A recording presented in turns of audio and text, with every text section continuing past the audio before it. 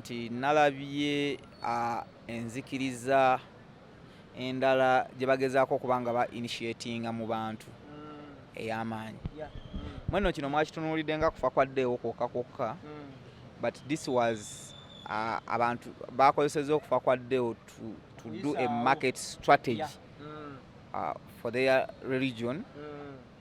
Anti nalabye enzikiriza n'ebikolwa ebyakoleddwa nemmanya how bad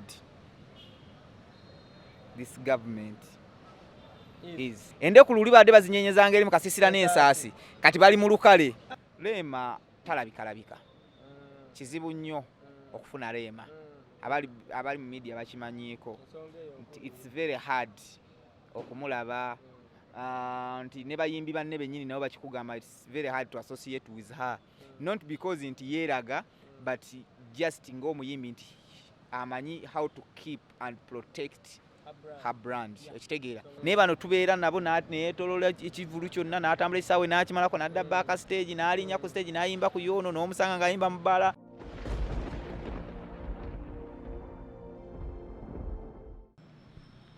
Omulabi wa Blaze Media tukwaniriza ku mulundi guno akawungeeza akaleero era nkubuuzaako nti assalamu alaikum wa rahmatullahi wa barakatuh. Olunaku olwaleero ndi musanyufu, ndeese omusajja. Ono omusajja nno si mwangu kufuna gwe mbaleetedde. Agenda beeyanjulira naye oyina mutaayiza butaayiza, appointment azisuula, yafuukira ddala ndoza nga bayimbi. Sebo sikufuuka nga bayimbi naye sometimes olumu kale embeera bize. Kati ogenda okunkubira nga natambudde dda nga nina byenkola, kati mba ne project ezimu zenkola ki zemba ndiko ne zintwalira obudde, ngendo ganja kuddira ate nesikola ki nesikuddira, naye nga sikugaa nti appointment nzikola ki nzisuula. Mbeera available abalabi babuulizeeko dda. Mbabuuzaako mwenna bali ku Blaze Media, amanya n'eddoboozi nze Mako William, muzzukulu wa Mako Jajja's Favorite, ndi munnamawulire ate nga ndi mutunuulizi w'ensonga za art mu ggwanga Uganda. Mako, wenkufunidde olwaleero, okusookera ddala ndoza kankulisizeeyo ddala, ankulabyeko mu press conference ya Rema Namakula, kulikirayo ddala. Nabadde nina okubeerawo, nvuddeyo, nabadde nina okubeerawo because manager wa Rema mukwano gwange, manager Kayemba Solomon, ndudde naye nga sikuva nti oba just manager wa muyimbi mu byobufuzi mukwano gwange, ne mu kalulu ke nali e Bukomansimbi, nze omukwano namawulire atono abagendanga e Bukomansimbi eyo okumunoonyeza akalulu, kati ate n'ategese Edisend mukwano gwange. So kati mbadde nina okubeerawo nga bampise nzikole ki nzijembeerawo mu press conference. N'omuyimbi nga naye annyumira, kumanyi kuba Rema y'omu ku bayimbi abatono be tulina mu ggwanga Uganda abali most talented mu kintu kyakola ate nga akyagala. So kati mbadde nina okubeerawo, omanyi nze mbeera nnyo ku bayimbi nga balina talent, saagala kubeera waliwo abantu bangi abayita abayimbi nga they don't have talent. So mbeerawo bokka abayimbi bendaba nga balina talent, nga balina kye bagattako. Si kirungi kubeera mu kifo nga tolina kyekikwongerako. Weetaaga okubeera mu kifo nga naawe gwe mwennyini ali mu kifo olina kye weeyongeddeko olw'okubeera mu kifo ekyo. Kati so y'ensonga lwaki mbadde nina okukola ki, mbadde nina okubeerawo kuba ennyongera okubeera mu press conference ya Rema nga celebratinga 10 years of Rema Namakula. It's a big milestone, and ne bw'olaba ekivulu kye Melodies of Love okiraba nti mu bantu mwekiri kyepromotinze, ate ndi omu ku babadde bakipromotinga okuba bakirangira nti kirina okubeerawo. Kati so byonna bibadde binkwatako nga nina okukola ki, nga nina okubeerawo. Awo wennyini Mako, omwaka guno ndoza nga gutandika obanga oguwedde guggwako, tubadde n'amawulire naye nga tegannabeera nnyo mu bantu, naye ng'abantu babadde bakimanyi nti Rema Namakula omwaka guno omupya ayinayo concert. Ndowooza bwe tuyingiridde press conference eno emabega weeks eziyise, ate nga kifuuse kya ttutumu nnyo, ate nga sinnalaba nnyo, ndowooza era ye press conference esoose actually. Olowooza kivudde ku ki okubeera nga ebbugumo lingi ate ng'obudde tulaba bukyaliyo? Teribudde buweddeyo because ekivulu kye kya next week but one okuva kati esaazi kiriyo nga 23 omwezi ogwokubiri guno gwe tulimu gwennyini, kitegeeza kikoze ekikyengedde. Era ye first and the last press conference gye tugenda okuhavinga for her concert, but ekyenjawulo ekiriwo kiri kimu, kyensosa okugamba nti she's very very talented. Katalogo ye erina music ali very rich, music which cuts across all generations, all statuses ez'abantu ab'enjawulo, akatinga buli wamu nti ojja kusanga omwana omuto anyumirwa music wa Rema, ojja kusanga omuntu omukulu anyumirwa music wa Rema, omukadde, omufumbo, omuwuulu, abali mu love mu courtship, nti kati music we akatinga across all buli wamu. Naye kati abantu abasinga nti music waabwe omusanga ng'aliko ekitundu kyagenda mu particular class y'abantu, kyovala nti era ebeera audience ye eyo yokka. Naye kati owoono akatinga kyakusatu Rema talabikalabika. Kizibu nnyo okufuna Rema. Abali mu media bakimanyiiko. It's very hard okumulaba. Nti ne bayimbi banne bennyini nabo bakikugamba, it's very hard to associate with her. Not because nti yeeraga, but just ng'omuyimbi nti amanyi how to keep and protect her brand. Ekitegeera kati so yagiyiga n'agitegeera, kyovala nti kati atuuka ekiseera nti ne bw'oyogera obwogezi ku linnya Rema, omuntu yenna ayagala amaguke ayogedde ki. Kyakusatu nti ayina ekintu kye yakuliyetinga mu bantu, nti emirundi mingi abakyala ebiseera ebisinga babadde bafuna okusoomoozebwa mu bulamu bwabwe, nga oli akimanyi nti omukyala waaba afumbiddwako obufumbo ne bugaana taba nakiddako, obulamu buba bukoze eki, bukomyawo. Kati Rema ayina engeri gye yazimbamu abakyala n'abawa courage era ey'amaanyi nti osobola okugezaako ebisoose ne bigaana, n'oddamu n'ofuna ate ne kibeera nga kyamaanyi nnyo. Okitegeera kyakusatu ayagazza abantu okugwa mu laavu, ayina engeri gya inspirinzeemu abaana abato, abantu abakulu okubeera mu laavu. Okitegeera nti onyumya Rema onyumya mukwano, ne bw'oba oyogera ne mwennyini naye olaba nga anyumya love njereere. Okitegeera kati so akoze ebintu bingi ebikiipinze brand yo okubanga y'amaanyi, nti bw'ayeyimba oluyimba Kannyabo, oluyimba lukiikirira abakyala bonna. Kati byonna byolaba nga byakola by'abakyala, kitegeeza bugumu nti ainspirinze abantu bangi baliyo beegomba Rema, buli omu nga ayagala kukola kikulaba ku Rema, nti ate bwe yajja mu n'afuna dokita n'akitijjisa buli omu abeera akola ki, ayagala kulaba Rema wa dokita. Okitegeera nti so kati ebintu bingi bino by'ejja okola ebyenjawulo bye bigase ku brand ye, okumufuula nti w'amaanyi nti kati bw'oyogera obwogezi erinnya Rema oli amagukirawo, naye waliwo abantu b'oyogera erinnya n'obanga atalyogedde nga teririiwo. Okitegeera nga n'ennyimba oluusi azina naye ng'oyogedde erinnya lyo oli n'atakola ki, n'atakufaako nga bajjenjeero. Naye Rema era ne bwe babbala mu omusanze, ekitegeera nti ebbanga lyonna tubeera mu kololo wano tukuba amabala tukola ki, naye kizibu nnyo musanga mu bbala, era omusanga mu bbala limu oba abiri, ate kyalumu once in a while, not everyday. Ne tulina abantu betubeera nabo nga buli lunaku lwogenze mu bbala n'essaawa zino era ojja mumusangayo ng'akola ki, nga gyali. Okitegeera kati Rema ye bw'atyo bw'akola ki, ye bw'atyo bw'ali, nti ne bwe badde concert z'abayimbi bano tomuzzenga omulala nti abayimbi they had a lot of concert here in Kampala from last year even this year, but toyina wo wali omulabyeko mu concert nga ze naayimba okujja kunamalako nze Waziza Zioni we namalako nga ze okuperformingako ndowooza mu eyo Strings of Love gye namulaba nga ze okuperformingako. Kati so at least endala ajja n'abeeramu bubeezi, ate ng'era batono abamanya nti Rema abaddewo, because olujja ne bamutwala speed n'agenda mu VIP n'atuula awo, ne Namulondo wo oluusi ne babitusi n'anyumira concert n'afuluma n'akola ki, n'agenda tomanya nawe oyise. Naye bano tubeera nabo neyeetoloola ekivulu kyonna n'atambula ekisaawe n'akimalako n'adda baaka stage n'alinnya ku stage n'ayimba ku yoono, n'omusanga ng'ayimba mu bbala, n'omusanga nga oba omusanga ayimba emakindi oba emakindi n'omusanga ekolonga ayimba, oba oyingira Nagira n'omusanga ayimba, oba okwatoga yazo n'omusanga oba ogenda. Okitegeera nti n'abeera ng'ali monotonous ng'ali awo. Okitegeera kati nga n'omuntu tamulinaamu nnyonta, naye Rema ennyonta abantu gye bamulinamu yennyonta gyolaba nti abantu gye balina mu Juliana Kanyomozi. Okitegeera nti omuntu yali nga yeegomba okulaba Juliana Kanyomozi, era ennyonta yemu gy'ojja okusanga abantu bagirina kati mwayiriini ntale kwa kati naye abuze nga tumunoonya nalowooza taliimu ne mu ggwanga mwali. Okitegeera naye nga abuze. Okitegeera so kati bano abayimbi ng'akola ebintu bye ebirala, nti kati bano abayimbi bayiga how to create scarcity for themselves, because once you create scarcity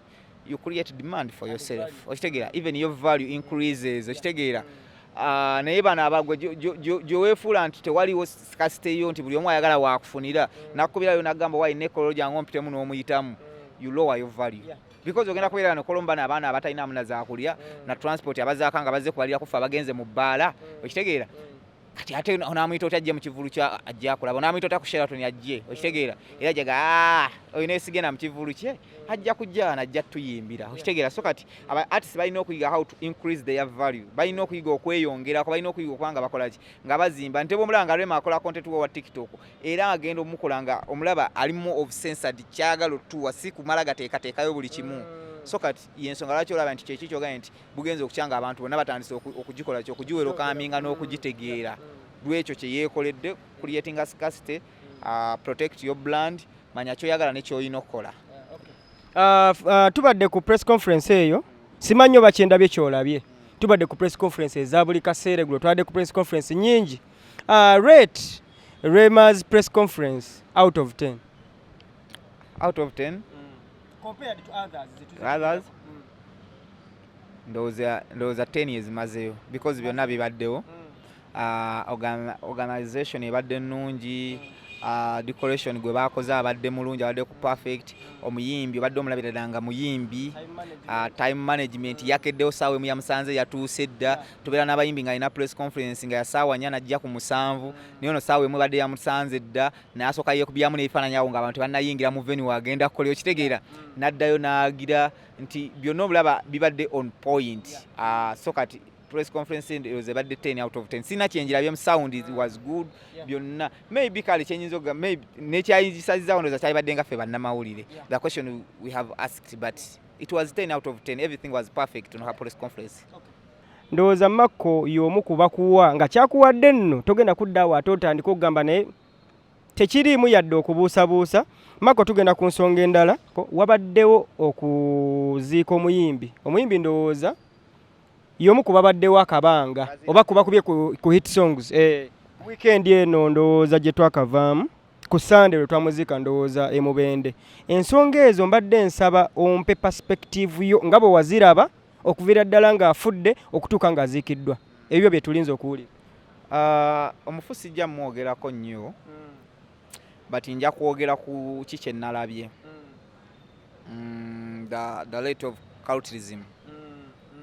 Nti nalabye enzikiriza endala gye bagezaako okubanga ba initiatinga mu bantu ey'amaanyi.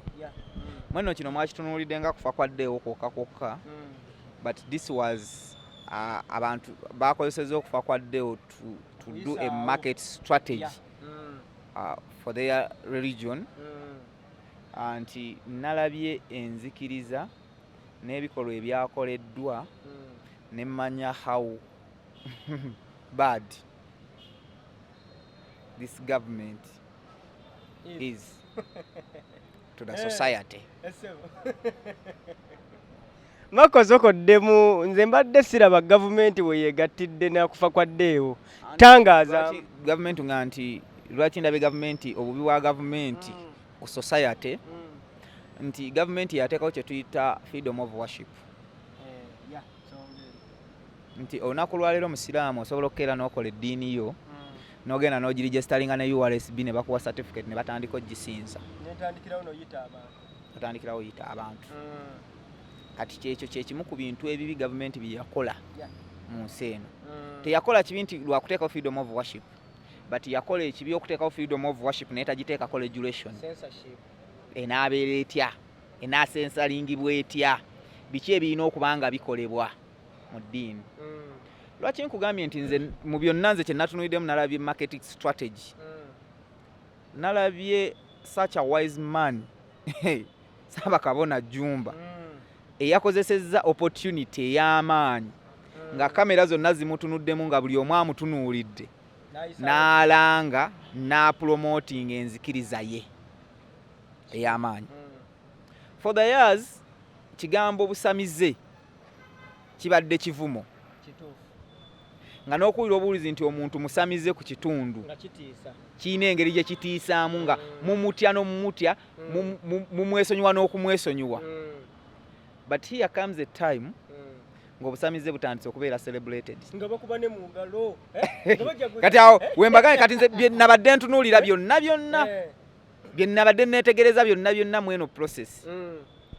Kyakubiri nti tubadde tutunuulira ebintu bino ebyenzikiriza nga obusamize nga ne bwegera ekigambo ku busamize oli agamba obusamize tubamanyi kutta bantu kukola biki kati bano abasajja bazze ne strategy empya. Omanyi omuntu bw'aba anaakola ekintu kye amanya how he can market his product oba brand ye okulaba nga agituuza mu bantu ekole ki etulemu bulungi abantu bajagale nti enzikiriza zonna bwe zajja zasooka ne zikuliyetinga kye tuyita fearness mu bantu okitegeera ng'era omuntu akugamba bw'obeera omulokole teri ddogo liri Isirayiri nobody can bewitch you okitegeera oli wamala okugamba nti nobody can bewitch you gwe ng'olina okukola ky'olina okusanyuka n'omanyi teri agenda kundoga n'okola byonna by'olina okukola buli kimu ky'olina okukola ng'okimanyi teri agenda kukola ki kuloga kati tuzze time eno ng'oli akugamba because twagamba nga Yesu yawonya teri asobola kuwonya kuba oli muki oli wa Yesu kati tutuuse time tugamba teri asobola kuloga kuba oli muki musamize gwakulira amayembe gwakulira ki gwakulira emmandwa mu ggwanga era kati amayembe obeera nago. Imagine nti abasajja bano balina engeri nzize nkiraba ekintu kyabwe nga bakizimba ebbanga balina engeri gye bazimbyemu ekintu kyabwe nti abantu abazimbanga amasabo g'obusubi kati bagazimbako n'akategula kyekikulaga nti nga bola nti abalokole kanisa zaali za biwempe ne bazijja mu biwempe ne batandika zizimba nga zikola ki zinyirira bateekako n'akategula amabaati amalungi ne bagiinishetinga mu bantu obulokole ne bukola ki ne buyingira kati ne bano batandise nti eddiini yaabwe batandise okukola ki okugiinishetinga mu bantu directly ejja eyali ey'omukasiisira efuuse ya muzindaalo endeku luli badde bazinyenyezanga eri mu kasiisira n'ensaasi kati bali mu lukale nga ne kamera ziraba bakuba naki na disco n'ennyimba ne bakola ki ne baziyimba kati olaba kati eddiini bweyingidde ojaba bweyingidde ne bayita n'abantu abayingira obusamize batula obusamize bejjeko erinnya kati nze bye natunuulidde mu kufa kwa ddeewo kwonna bye nalabye nti luli obulokole twagambanga Katonda yagaba ebirungi kati kankwe nti banasajja balina engeri gye bapulaninze ekintu kyabwe era abantu batu balabye nti banasajja bapulaninga n'okufa kwa ddeewo bakuyisizaawo ng'akalanga okutunda eddiini yaabwe nti omusajja yayimiridde n'abagamba mwade mukuzikeyo n'abagamba najja omusajja gwe yazze naga onayina emmoloka 20 abayimbi mwenna jangu buzze ogendewo omusajja ono ajja kukolera byonna byeyaganeddewo yeyamu emmoloka gyabadde akola ki gyabadde avuga kitwale ku muyimbi waffe bambi yakatandika okuyimba nga talina wadde sente ezigula emmotoka ng'oyogedde ekigambo ekyo oba tomaze omwinishetinga mu ddiini okitegeera nayimirira n'akugamba nze wova ku nyumba ya muhoozi n'ova ku ya minisita gundi n'ova ku ya gundi eyange eri awo mwakulaiti wensula kitegeeza atandise okulaga nti obusamize buki oba obwenda mu busamize olina kuba mugagga abasamize bagagga nti luli twalowoozanga nti omusamize yono anywa emmindi abeera mu ttaba n'azimba ebigere kati bano batandise okulaga ekintu kyabwe nti obeera musamize obeera muki mugagga ova mu nnaku olabye batunze eddiini yaabwe tolina kye weetaaga busamize ate nga amaze n'okulaga nti bw'obeera omusamize teri agenda kuloga kati weegendereze nnyo nti emitima gy'Abannayuganda giri very soft to an extent nti batya eddogo batya ebizibu byonna naye onaakolaze nti bw'oyingira obusamize bwe bino ebizibu bikola ki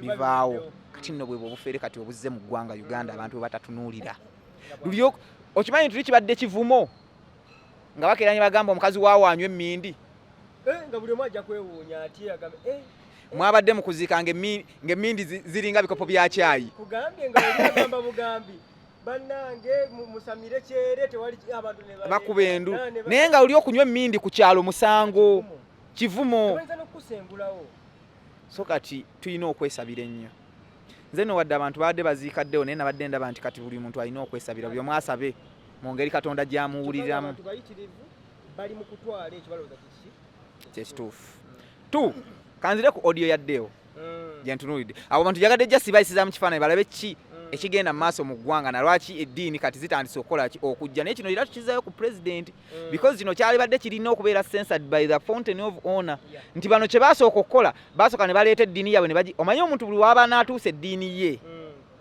asooka n'avumirira n'akulaga ekibi ekiri mu ddiini singa tebeera legalized nti wano bano baakugamba nti abasamize basaddaaka naye bw'onakkiriza eddiini yaffe eno ne tugirwandiisa kyokka nayo y'abasamize tujja kubimalawo ebyo tugenda kulwanyisa abasaddaaka okitegeera kye baakola ki kye baagamba nga bwe oli bwajja okugamba ng'alina kyayagala isa naga nti kati oyo si musiraamu, obusiraamu si butemu, oyo aleeta ebyobutemu biki ekitegeeka ne bano tugenda mumulwanyisa oyo tumuggyemu ki obutemu, ye n'ayisaawo ki ekikye. Kati nene eddiini naye ezze, bannayuganda twesibe ebbiri. Omusajja bamutambuliza amasabo kati omusajja omusamize TikTok temuvaako buli nalabye ekikolwa nga bamenya emisaalaba. Neebuuza bannayibano ki ekyasinze nno okunnuma mu byonna, kati kankikubulira ekintu kiri kimu. Kyali badde kirungi ne ba promoting eddiini yaabwe ate ne batavumira amadiini g'abalala. Bati nalabye ate nga bo balaga nnyo nti eddiini z'abalala ate embi nnyo okusinga eyaabwe, nti era eyaabwe ye nnungi eno mbi, bali bajja kuwamba, bano tebazze kukola ki kuwamba. So kati bino byonna bijja lwaki? Lwa gavumenti, lwa president, bikolwa bye byakola ki byakola ebikoze eki ebyonoonye society. Nzirayo ku audio ya Deo, era kino njala kyogera mu kamera nga ngamba abantu bannaye sitaani talokoka. Okay, omulabi waffe omulungi wa Blaze Media, tukyagenda ddala mu maaso ne analysis za Marco Williams. Marco, tubadde tukyali ku nsonga ya Baby Deo ebyabadde mu kuzi. Mbadde nkyakunnyonnyola nti ebimu ku mikolo nze gye nnalawulidde nti n'entaana baagisimye ekiro ne bagikolako ki obulombolombo, byongera okweraliikiriza. Ebbanga lye mbaddewo sirabangako ntaana nga bagisimye ekiro ne basooka bagikolako emirombolombo. Bino n'ebintu bye tugendamu bya ddala. Eggwanga liggwawo, gavumenti ebiraba esirisa, ate pulezidenti byayagala. Ye ayagala tutwalira awo. Simanyi lwaki pulezidenti takolanga Rwanda, because Rwanda ina engeri gye yaregulatingamu ebintu by'enzikiriza, eby'okusinza. Era tosobola sangasangayo bintu bw'ebiti bino bitategeereka by'eddiini. Abasamize baalisigaddeyo eri mu busamize bwabwe nga bakola ebyabwe, babeereyo mu masiisira gaabwe, balogereeyo bakole ki ne beesonyiwa ebintu by'okubuzaabuza abantu. Mbadde nkugamba mu kiri nti sitaani talokoka muganda wange. Nawuliriza audio ya Deo emirundi ng'etaano. Nenjiwa obudde nnyo nga Deo alaajana. Nga Deo alaajana. Mwe mutunulire kyakugamba nti nga bw'ayagala okufa. But Deo yalaajanye ng'alaga ensi emutamye. Era kyemmanye yamuli okumpi awo alabika yamubulirako n'omubulirako n'amugamba ndowooza nga yejjusa kiki kye yayingiramu kye yali tamanyi. Mwabasinga kye mutaatunuulidde. N'ogiwuliza because Deo yatuseesera n'akugamba nina ssente. Sigamba nti nina ssente naye njagala mpummule. Naye nga essimu yagikuba essaawa 10 ez'ekiro abantu babalina kuba nga beebase. Naye ng'akulaga alaajana waliwo ekitali kituufu. Abantu bangi bayingidde mu bintu nga tebategeera. Bano ebintu by'abasamize biriko endagaano nnyingi. Oddemu akantu akate n'akakajjukira kwa audio nagiwuliriza ne saaji wadde budu. Yalaajanye ng'akulaga akooye. Sigamba nti yabadde mwavu. Sigamba nti yadde talina ssente. N'amataka yagogeddeko nti nguza amataka buli kimu nkikoze. Omanyi ekigaba samu jana mugamba n'omugamba vuga picho gye nkuweeko nkulage kashi gwe nina. Kubanga abadde bana bangi baawa nti kasita ayogera nawe nga kuterako 5 10 ngagamba. Kiki ekiyinza oleetera omuntu okwekyawanga alina ssente nga ffenna tunoonya ssente? Akazito mwekyo kyali. Kiki ekiyinza okuteeka omuntu kazito yeekyawe nga buli kimu okiyina? Obukwakuliza oba olunsi n'ebyo ebigendera ku ekyo kyakkiririzaamu olunsi. Nze n'abantu mbagamba nti Deo alabika yali yayingira ekintu kye yali tamanyi. Yayingira ekintu kye yali tategeera. N'ayingira obulamu bw'atategeera. Okitegeera? Omanyi tuyinza okubeera ng'oli frustrated because I believe Deo yatukako time ng'ali frustrated. Emirimu gyonna yagikola n'akuba oluyimba lwa kasuku ne lutuuka ne lumulema okuzzaako ne lutuula ng'oluyimba lw'amaanyi naye nga booking tezibaawo. Osobola okubeera ng'oli frustrated. Nina interview emu gye namulabeko ng'agamba omusambo ogugaba obugagga. Ng'ayogera ku musambo ogugaba obugagga, yagendayo biki ayogere ku bayimbi abo. Kitegeeza nga Deo akulaga n'ebino biyingiramu ebintu yali anoonya bugagga. Ate nga yolaga okitegeera? Anti yakulaga nti it is okay because you have to pretend in life. But yamaze n'atuuka ekiseera ngalaba pretense ekooye. Marco relatinga ku mbeera eri eya interview nendeeta ne audio eno nengattamu nti omuntu eyali asanyuka olw'okuba ayingidde obusamize lwaki essaawa zino aba alaajana lwaki aba akaaba okitegeera nalabye enduga agamba nti abadde nga abeera mu bbala ne yeenywera omwenge lwaki omuntu ayinza okubeera mu bbala n'anywa omwenge paka leeti aveeyo ng'obudde bugenze essaawa ezo weyafunidde accident 10 tewali show gye yabadde ava kupafoomingako okitegeera naye weebuuze lwaki asobola okubeera mu bbaala anywa omwenge addeyo nga bukya oli mutuufu nnyo kuba bw'oyogera bw'otyo Makko lwaki omuntu bagamba musamize sometimes abasamize tebaba na ssente naye ate omusamize ate yawane kuba genze gyakola ki ewe n'abagabira nti alina hit songs nti ayimba ku show lwaki byali byakunoonya bugaga bannayuganda tebabitegeera ebyo n'abantu abamu abatwaba tebakola ki tebabitegeera okitegeera so kati abantu balina okukimanya bannange nze mbabuulirira fetuludde mu ggwanga Uganda wano siruddeewo nnyo naye era nduddewo ebbanga lyembaddewo tulabye ebintu before nga tonnagenda mu bintu ebyo sooka olowooze okulaga nti ebintu byenjogera bituufu bajje yavuddeyo n'akola statement emu ku basamize waliwo omukyalo omu yavuddeyo n'amwataakinga n'amuvuma bubi nnyo olowooza lwaki yakirabye in fact yadde kubukedde oba yali kubukedde n'akola interview then omukyalo omu n'amuvuma era otalo oli ku TikTok oko lutrendinga kitegeeza yalabye nti bajja alinnye muki mu mugaati gwabwe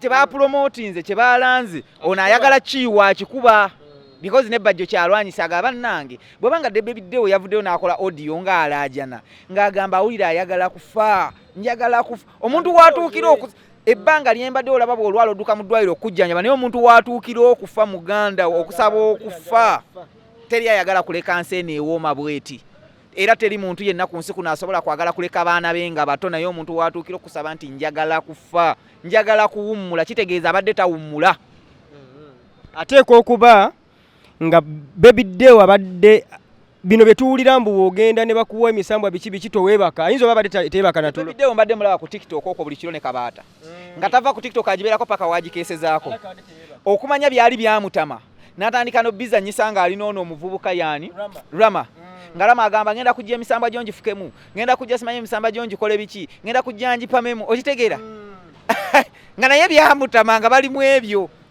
naye ate okimanyi nti oli musajja mugezi mukko oli mugezi ensonga ezo nyina bye mbadde saatunuulidde naddala nga odiyo eyo okusinziira ku by'oyogedde nti alabika omusajja either abadde teyeebaka oba nga waliwo obukwakuliza obususi ng'ebintu byamuggyako otulo nga talina kwebaka kyovala abadde nkugambye abeera ku TikTok paka ku makya n'abeera mu bbaala n'anywa omwenge n'atamiira emmotoka ye yagudde ku accident ng'erimu kuleeti nnamba ey'omwenge ate alina dipo yabadde agutwalawa ng'alina kubeera ku mwenge abeera waabule obudde buke bugenda olunaku olulala bukole kirugende because twaliganye kati ddeewo abadde atuuse mu mbeera kale ng'afunyemu kasente ekitegeera ng'alinamu cash bwe bulamu omuvubuka yenna oba omusajja bwe yali yagadde okweyagaliramu bwe yali nyumiddwa bwe yali badde ne famire ate nga ye asaba kufa ne mulowooza nti byabadde nabyo amayembe gadde gamukola bulungi gabadde gamuyisa bulungi kyovula abamu bagamba n'okugamba amayembe galabika ge gamwesalidde abamu bwe batwe bagamba nti amayembe galabika gatuse ekiseera nga gamwesalidde ng'alaba agakooye ng'alabika atuse n'ekiseera ng'ayagala gookya agaveewo gamuviire otegeera naye nga tasobola gookya ng'awulira byonna bimutamye amayembe gamutamye buli kimu kimutamye ng'abikooye jjukira ebyo ebintu kasa bimala okuzuula nti katoyagala kubyefuulira byamala okuba kyonna kikuba birina okukutwala mu buli mbeera naye abantu balina okimanya nti quick money si nnungi because kati ekyaleeta bebiddewo okuyingira ebintu ebyo it was quick money not willingire era ne ku kyalo ewaawe walabe taata we nga mukatuliki si fame si biki naye olwokuba oli agamba nti bw'onaayingira eno ogenda gaggawala ogenda kukola bwoti yalina ekirooto ekyotandika mobile shrine essabo lya mobile ng'okuba simu n'akulagula bwe kyali nga era idea gye abadde addako nga okuba simu n'akulagula ekitegeera kati olawe kyeki kye nagambye nti essabo tulijja eri mu busiisira kati wadde wayagala oliteeka ne ku mobile ate gali ne ku TikTok kati oli awo gamba weereza ssente kuno kulagula kati soba naye tulina okulabula abantu baffe twongere n'okubasabira abantu bagambe nti genda mu kintu ng'okimanyi kyogendamu ojja kubeera wiringi okutuukiriza endagaano bw'oba tosobola oyawukana ku ndagaano ogenda kufa and love for quick money is very bad kibi nnyo okwagala ssente ez'amangu less people work less people pray God will help them at a right time. Naye tuve ku bintu by'okwagala quick money. Muve ku bintu by'ogamba ndaba Ssaaba Kabona Jjumba ali bulungi. Nange kangende mbusamize nja kuba bulungi. Waliyo n'abasamize nga tebaziina. Ng'olina emirembe. Nze ndabye abasamize bangi nga bagagga nga balina mashoni naye nga batambuza bigere. Nga si byakulimba. Nga bakazi babagobe waka nga mayumba basulamu bokka. Okitegeera? Nga buli kimu akiina kyayagala naye nga talina mirembe nga akwegomba. Omusajja omuyangamba Makko nkwegomba embeera zo nnungi. Nangamba nze siri bulungi buli kimu nkina naye mpulira I'm not okay. Okitegeera? Kati awo wetuli. Nti gwe toyina ssente naye beegomba obulamu bw'olimu. Kyokka ye bw'alimu. Ate nze takyabuvaamu. Because akimanyi saa yonna waabuviiramu kukola ki? Kufa. Kyekigenda okumuddirira. Kati so baby deewo ne banna abafaanana bwe bataffe tubasabira. Tusaba Katonda abayambe bazuukuke bategeere. Bye baby deewo yagenze naye bano abakyali abalamu bazuukuke nti Lubaale omwewa naye Lubaale talina mirembe. Banaye teri kintu kibi nga kubeera mu ndagaano na muntu gw'otalaba. Something which is very dangerous. Because omuntu gw'olaba oba at least osobola omugwa mu bulago n'omuga wayi neesonyiwa. Naye empewo tolina bw'onaazikwata. Tolina gy'ogenda kuzijja. Era ojja kusigala zikunyigiriza era zikukole kyezikola ki kyezaagala. Kati so abantu balina okuzuukuka ate abantu balina okutegeera bamanye ekituufu nti bino bye twogerako bino bintu bya ddala. Eyo eddiini gye baba encouraging okuyingiramu temugimanyi. Tozuukusa bintu by'otategeera. Okitegeera? Sigala mu ddiini yo. Nalabye ekyalo kyonna abantu bali mu kunywa mmindi, bali mu kunyeenya nsaasi, beetoolodde omufu, bwe bakaawe bafukame. Ne basinza omufu, ne bavunnamira keesi n'omulambo. Emirundi ena bwe bavunnamira omulambo, bwe basituka bwe bavunnamira omulambo, nze nga Makeera ndi awo. Kalutizimu gye mulabako eyo yennyini ovunnamira otya omulambo, subhanallah. Makko. Nze nno oyina by'oyogedde ne binzizaayo ku bye nalabye. Waliwo amaaso we galaba obwongo ne butakitolowoozaako. Kati ate bwe gudde nnyo ne ntandika okutunuulira bye nalabye nga ddala ddala bya bulabe eri society. Ovunnamira otya omulambo? Weebaka otya mu ntaana nga baakagisima nga temunnagizimba n'osooka n'ogyebakamu? Lwiri? Ne weebaka mu ntaana? Makko, tulaga wa? Ne weebaka mu ntaana? Panna ensi eragawa. Omukulembeze w'eggwanga ali ku ki? Ensi eggwawo. Eggwawo. Nze simanyi oba byenda bamwe bye mulaba. Nkugambye ennyimba sigamba nti tubikiririza mune twaziwuliranga ku nsaasi nga baziyimba eyo oba ziwuliddewa neziri ku siddika. Kukyala okugamba omuntu nti musamize nga kivumo nti munywa mmindi naye kati bazinywa mu kkubo basanga mu mamotoka bali ku mmindi mu kibuga mu bizimbe bali ku mmindi nga terinaabo. Sina mu kyalo Makko nti mu kyalo abadde asula bingo wano bagaya abadde asula wano mu kibuga nga waginywera. Si byeri nti biri eyo wamanyanga kyotera wano Kampala wano. Nze simanyi oba byendaba ensi byeraba, simanyi oba byentegeera ensi byetegeera. Makko abayimbi tebazze kuziika. Ensonga eyo kubanga nkumanyi ng'omuntu ayogera ekintu nga bwe kiri. Ne ngamba Makko agenda kwogera ki ku bayimbi baffe abaagalwa abatazze. Naye okirabye nti nno abasajja nga Bakenzo tebazze okwewala ebyo. Ku kye baalaba ku National Theatre ekiro badde tebasobola kujja. Ne bwe naali badde nze nabadde sisobola kujja ku kye nalaba ku National Theatre ekiro nabadde sisobola kujja nga yenze bbo. Okitegeera? Ne bwe naali badde nze naali badde sisobola kujja ku kye nalaba. Ku mmindi eyali awo ku bigambo ebyayogerwa nga n'abasamize beewera. Okitegeera? Wabalaba n'ekiro omulambo lwe gwatuuka engeri gye bajjamu. Ne bwe naali badde njagala nnyo ddeewo nga ndi mukwano gwe nadde sisobola kujja era kiweewa omusamize munne yabadde alina okujja. Nasamira. Nalyo kaziyimba. Okitegedde? Kati bwe balina okujja bagamba birds of the same feathers flies together. Kati Makko munnange nange kanneeyogereko nga ntuli wali tushutinga content. Netalabusi ku mutwe.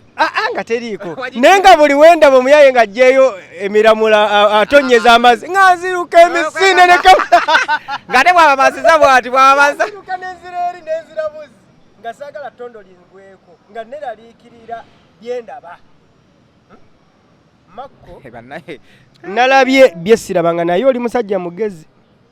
ate oli muvumu ebyewuunyisa biri mu nsi nze mbabuulira no tulina okuvaayo ebintu bino tubyogere we have to condemn them tulina obikondeming nga bwe bijja abantu bajja kubula nze nkugambye n'ekyo kye mwabakoledde bokkoba wa publicity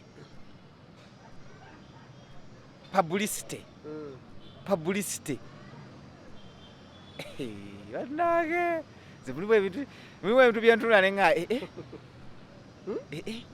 nekino weekiri nga tuliivinga nabo abasajja bakoze ebintu makko naye nze abantu mbalabudde gendayo at your own what risk totukaabirira nti banna emmandwa zino zinkola kino banna amayembe gaagano gankoze bwati amayembe gaagano gantuddeko amayembe gaagano totukaabirira mutuyambe yagala obugagga bwo gendayo kitegeera because abantu era banasinga lwaki basadda sente omusanze yantumye omuntu obugagga simanyi musaze yakoze bwati tukole bwati omusaze yanga bwati tukole bwati gendayo at your own risk temukabirira abantu ate gendayo ng'era ovaluinga n'abantu bo because ne taata waddewo namulabye ng'atudde ayimidde bwati mu kiddala ng'atunulira ebintu tabitegeera nga talina kyakola omwana yasalawo bali be balina ssente be bazoziika omufu be bakoze eki nga talina kyabbakolera ng'alina baleka bakole bye baagala Victoria University tukutegeeza nti okuwandiisa abayizi ku olusoma olusooka ku kyagendera ddala mu maaso on their main campus ku Kampala Road oba giyite Jinja Road mugende mufune mu courses ez'enjawulo oyagala journalism computer sciences bachelor of law courses nyingi nnyo ze bagaba gendayo weewandiise ku levels ez'enjawulo certificate diploma degree wonna batuukirire ku university weewandiise Dr. Muganga akulindiridde tulabe nga tutandika okusoma kuba nange nazzeeyo kati ngenda kukola law semester eno ngenda kutandika kusoma law first semester yange esooka njagala kusomamu ku mateeka nk'oyo okukola ki okujoogebwa anti emisango ekirungi ky'emisango kiri kimu nti bagisala basing on precedence nti bebiddeewo yaziikiddwa abasamize n'anaddawo ng'ali mu nzikiriza alina okuziikibwa abasamize that's the precedence emisango kwe bazisalira kati awe tutambulira naye nga mbaagala nnyo mwebale nammwe kunjagala Katonda akuume